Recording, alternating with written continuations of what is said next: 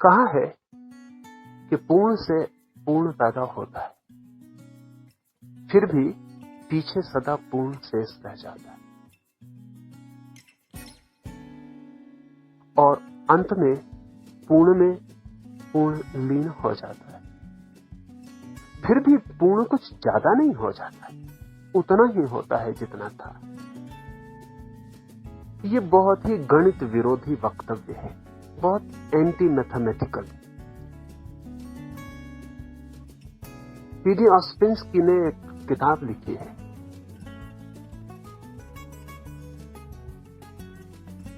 किताब का नाम है टर्शियम आर्गानम। किताब के शुरू में उसने एक छोटा सा वक्तव्य दिया है। पीडी ऑस्पेंस्की रूस का एक बहुत बड़ा गणितज्ञ था। बाद में पश्चिम के एक बहुत अद्भुत फकीर गुरजीएफ के साथ वो एक रहस्यवादी संत हो गया, लेकिन उसकी समझ गणित की है, गहरे गणित की। उसने अपनी इस अद्भुत किताब के पहले ही एक वक्तव्य दिया है जिसमें उसने कहा है कि दुनिया में केवल 3 अद्भुत किताबें हैं। एक किताब है अरिस्टोटल की,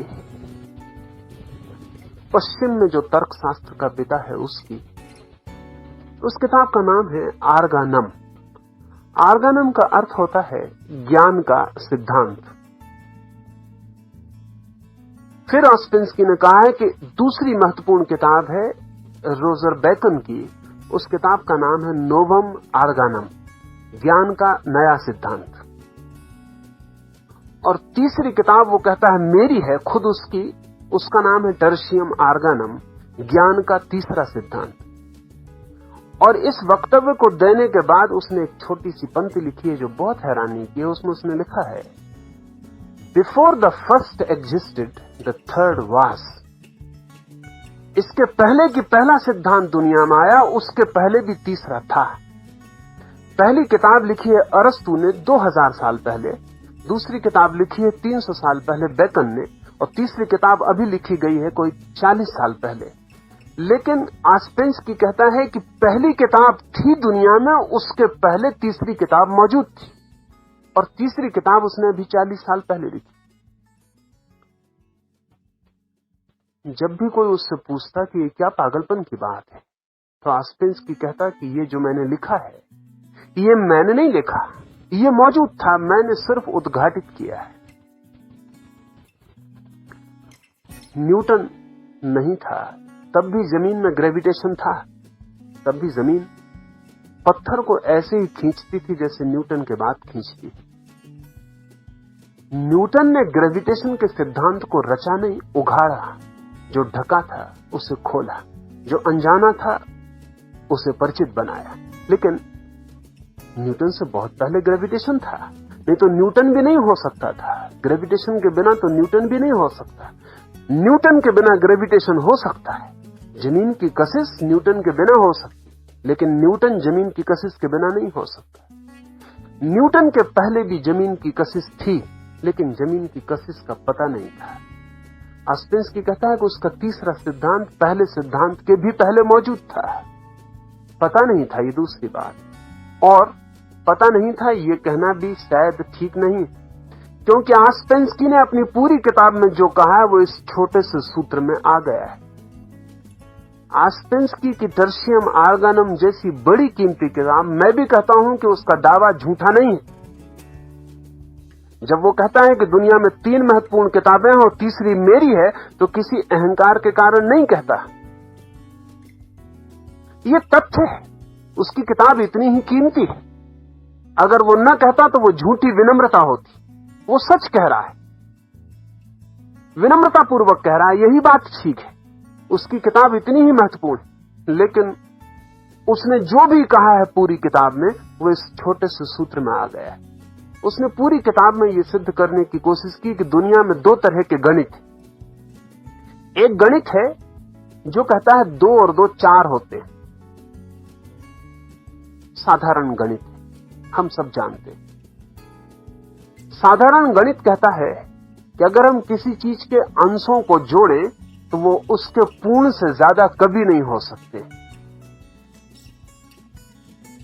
साधारण गणित कहता है अगर हम किसी चीज को तोड़ लें और उसके टुकड़ों को जोड़ें तो टुकड़ों का जोड़ कभी भी पूरे से ज्यादा नहीं हो सकता। ये सीधी बात है। अगर हम 1 रुपए को तोड़ लें 100 नए पैसे में तो 100 नए पैसे का जोड़ रुपए से ज्यादा कभी नहीं हो सकता, या कि कभी हो सकता है। अंश का जोड़ कभी भी अंशी से ज्यादा नहीं हो सकता। ये सीधा सा गणित है।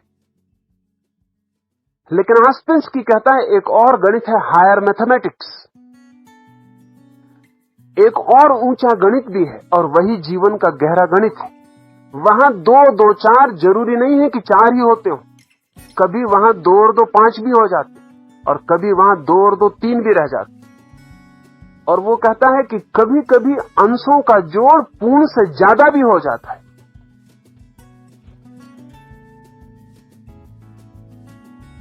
इसे थोड़ा समझना पड़े, और इसे हम न समझ पाएं तो ईसावास्य के पहले और अंतिम सूत्र को भी नहीं समझ पाएंगे।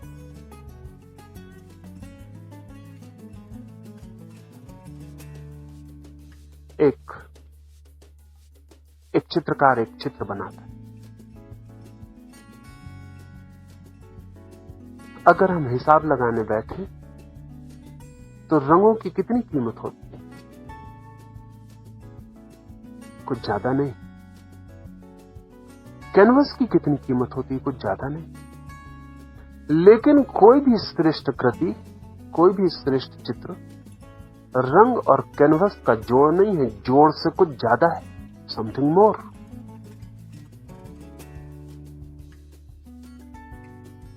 एक कवि एक गीत लिखता है, उसके गीत में जो भी शब्द होते हैं वो सभी शब्द सामान्य होते हैं। उन शब्दों को हम रोज बोलते हैं। शायद ही उस कविता में एक आध ऐसा शब्द मिल जाए जो हम न बोलते हो, न भी बोलते हो तो परिचित तो होते हैं। फिर भी कोई कविता शब्दों का सिर्फ जोड़ नहीं, शब्दों के जोड़ से कुछ ज्यादा है, समथिंग मोर।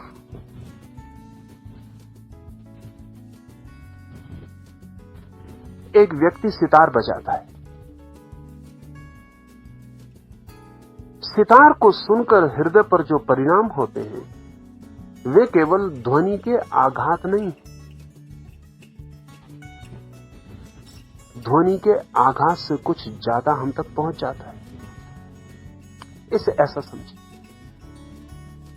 एक व्यक्ति आंख बंद करके आपके हाथ को प्रेम से छूता है, स्पर्श वही होता है। वही व्यक्ति क्रोध से भर के आपके हाथ को छूता है, स्पर्श वही होता है। जहां तक स्पर्श के शारीरिक मूल्यांकन का सवाल है, दोनों स्पर्श में कोई बुनियादी फर्क नहीं होता। फिर भी जब कोई प्रेम से भर के हृदय को छूता है तो उसी छूने में से कुछ निकलता है जो बहुत भिन्न है, और जब कोई क्रोध से छूता है तो कुछ निकलता है जो बिल्कुल और है। और कोई अगर बिल्कुल निष्पक्षता से, तटस्थता से छूता है तो कुछ भी नहीं निकलता है। छूना एक सा है, स्पर्श एक सा है।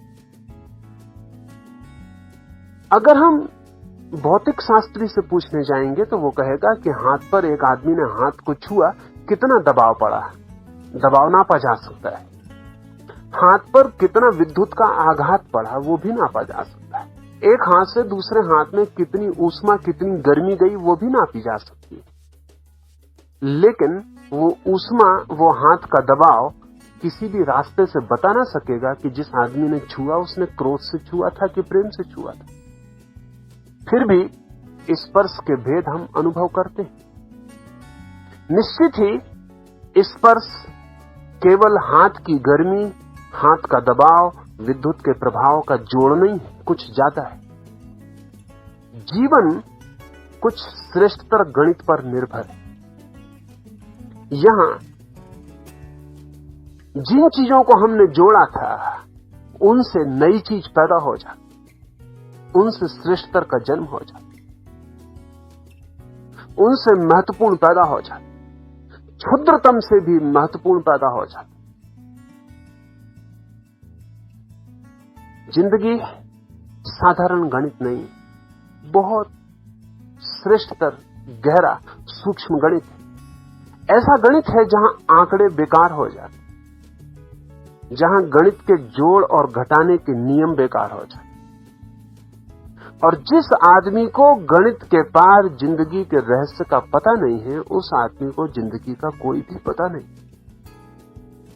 इस महावाक्य में बड़ी अजीब बातें कही गई। हायर मैथमेटिक्स की कहा है कि पूर्ण से पूर्ण निकल आता है, फिर भी पीछे पूर्ण शेष रह जाता है। साधारण गणित के हिसाब से बिल्कुल गलत बात है। अगर हम किसी भी चीज में से कुछ निकाल लेंगे तो उतना ही शेष नहीं रह सकता जितना था, कुछ कम हो जाए, हो ही जाना चाहिए, अन्यथा हमारे निकाले हुए का क्या हुआ।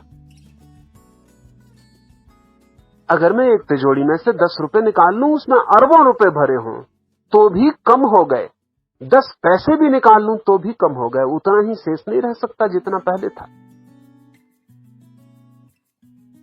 कितनी ही बड़ी तिजोरी हो, कुबेर का खजाना हो कि सोलोमन का, अगर 10 नए पैसे भी हमने उसमें से निकाले तो अब तिजोरी उतनी ही नहीं है जितनी थी, कुछ कम हो गई।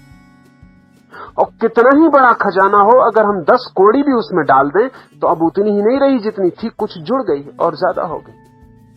लेकिन यह सूत्र कहता है कि पूर्ण से पूर्ण निकल आता है, थोड़ा भी नहीं, 10 पैसे नहीं निकालते, पूरी तिजोरी ही बाहर निकाल लेते, पूर्ण से पूर्ण ही बाहर निकाल लेते, फिर भी पीछे पूर्ण ही शेष रह जाता। या तो किसी पागल ने कहा है, जिसे गणित का कोई भी पता नहीं। पहली कक्षा का विद्यार्थी भी जानता है कि हम कुछ निकालेंगे तो पीछे कमी हो जाएगी, और थोड़ा निकालेंगे तो भी कमी हो जाएगी, अगर पूरा निकाल लेंगे तब तो पीछे कुछ भी नहीं बचना चाहिए। पर यह सूत्र कहता है कि कुछ नहीं, पूरा ही बच जाता है।